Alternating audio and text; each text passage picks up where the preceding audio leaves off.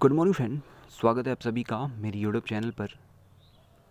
आशा करते हैं आप सभी ठीक होंगे और अपनी पढ़ाई सुनियोजित एवं सुचारू रूप से कर रहे होंगे।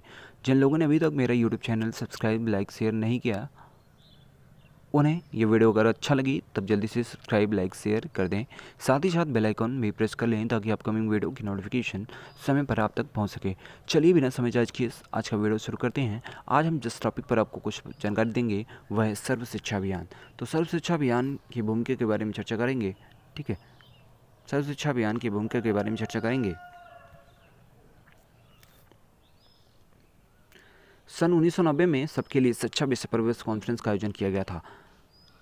तो आपको यहाँ याद क्या रखना है, सबके लिए शिक्षा विषय पर विश्व कॉन्फ्रेंस का आयोजन कब किया गया था? तो सन 1990 में इस कॉन्फ्रेंस का आयोजन किया गया था। इस कॉन्फ्रेंस में यह स्वीकार किया गया था कि सभी देश अपने विद्यार्थियों के लिए समान शिक्षा को अनिवार्य और निःशुल्क रूप से लागू करेंगे। कहने का मतलब है कि इस कॉन्फ्रेंस में यह स्वीकार किया गया था कि सभी देश जो होंगे वो अपने विद्यार्थियों के लिए समान शिक्षा को अनिवार्य बनाएंगे। ठीक है, समान शिक्षा को अनिवार्य बनाएंगे और निःशुल्क रूप से उसे लागू करेंगे।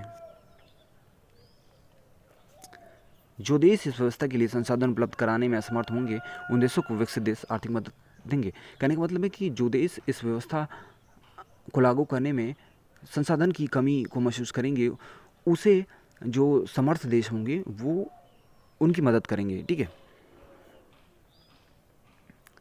अनुच्छेद 45 में दिए गए स्पष्ट निर्देश के बावजूद सन 2000 तक भी भारत वह लक्ष्य हासिल नहीं कर सका जिसे प्राप्त करने के लिए संविधान में 10 वर्षों का समय दिया गया था।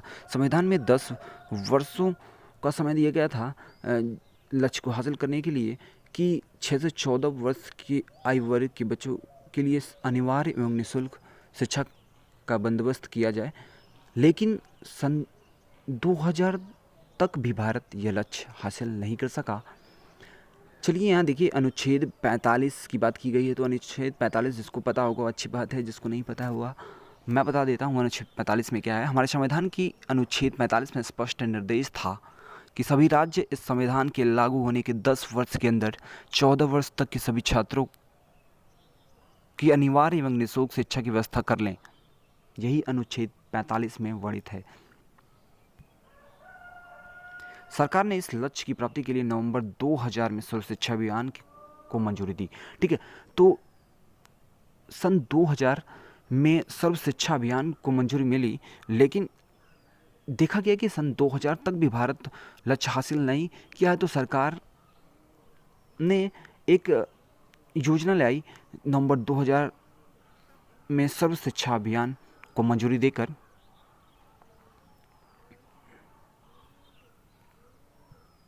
सर्व शिक्षा अभियान की शुरुआत 2001 में की थी। देखिए, मंजूरी की बात करें तो मंजूरी जो दी गई थी वो 2000 में दी गई थी, नवंबर 2000 में दी गई थी, लेकिन शुरुआत जो हुई थी वो जो वहाँ क्वेश्चन बनेगा सर्व शिक्षा अभियान की शुरुआत कब की गई थी, तो वो 2001 में की गई थी। ठीक है, इसे राष्ट्रीय योजना के रूप में सभी जिलों में लागू किया गया था। तो यह राष्ट्रीय योजना थी जिसे सभी जिलों में लागू करना था। यह अभियान का उद्देश्य 2010 तक 6 से 14 वर्ष के सभी छात्रों को अनिवार्य एवं निःशुल्क शिक्षा उपलब्ध कराना था।